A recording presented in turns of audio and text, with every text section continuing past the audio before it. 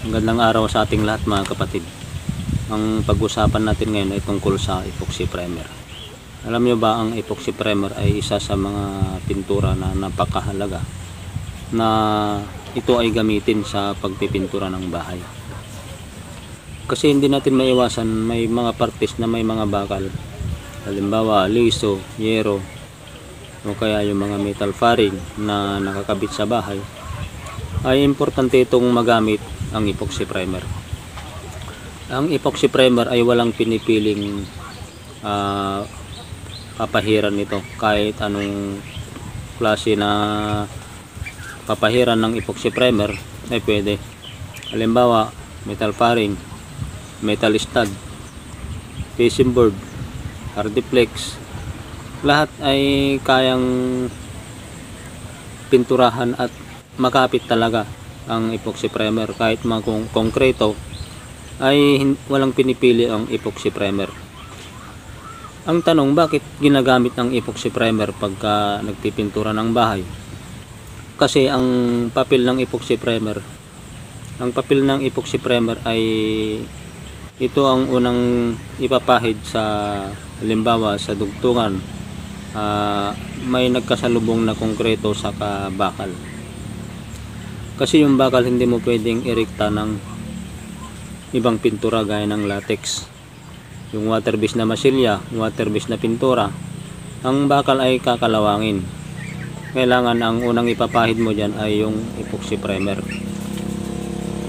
Kaya lang ang epoxy primer, pag pinahiran mo yung halimbawa bakal o kaya konkreto, kailangan itong patuyuin mo ng 12 oras o 24 oras. Kasi pagka pinahiran mo ng epoxy primer at wala pa sa curing time ng epoxy primer,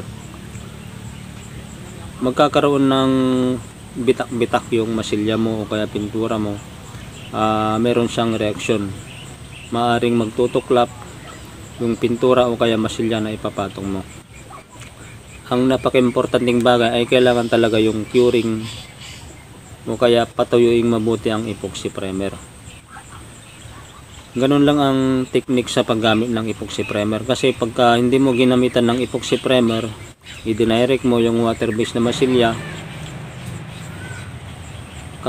kakalawangin talaga yung bakal.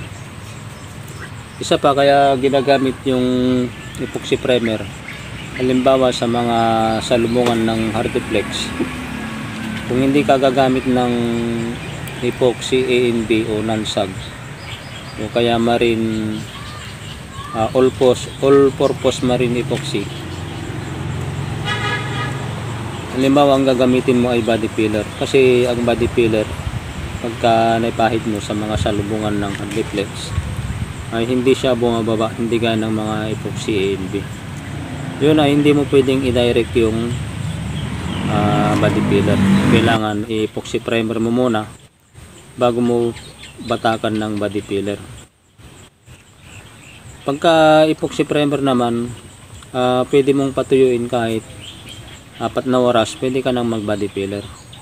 Wag lang yung latex o kaya water based na masilya ang ipapatong mo kaagad. Ito ang papel ng epoxy primer mga kasama. Ang epoxy primer ay all around. Kahit anong klase ng papahiran mo, bakal, konkreto, hardiplex, lahat. Yun ang kagandahan ng epoxy primer. Kasi ang epoxy primer napakalaking papel sa pagpipintura ng bahay. Hindi maiwasan, may mga bakal kang madadaanan, lalo na yung mga wala pang primer. Yan ang tips ko sa inyo tungkol sa epoxy primer mga kasama. Huwag kayong mag-alinlangan sa paggamit ng epoxy primer. Kailangan lang ito patuyuin yung mabuti. Yun ang technique. Mas maganda kung 24 hours nyo pahiran bago kayo magpatong ng ibang kulay.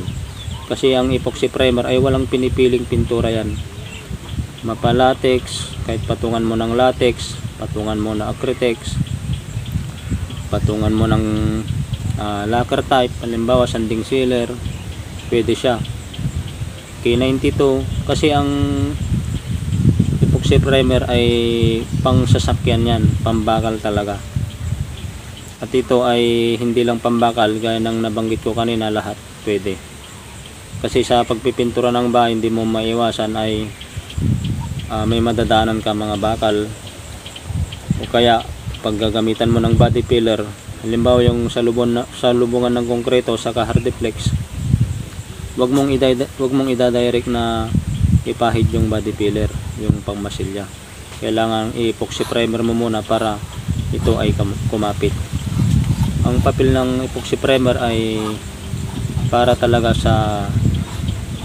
kumapit talaga yung ipapatong mo na pintura.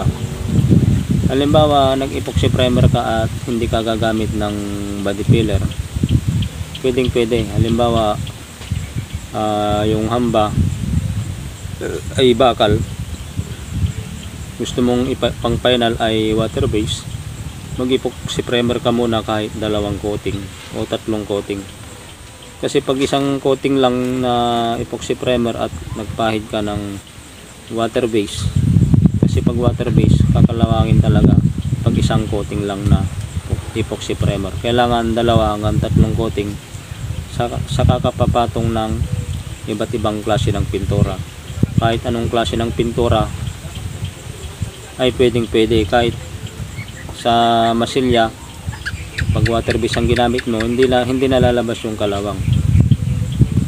Yan ang tips ko sa inyo mga kapatid. Sana yung nakapagbigay ako ng konting kaalaman sa inyo. Maraming salamat po.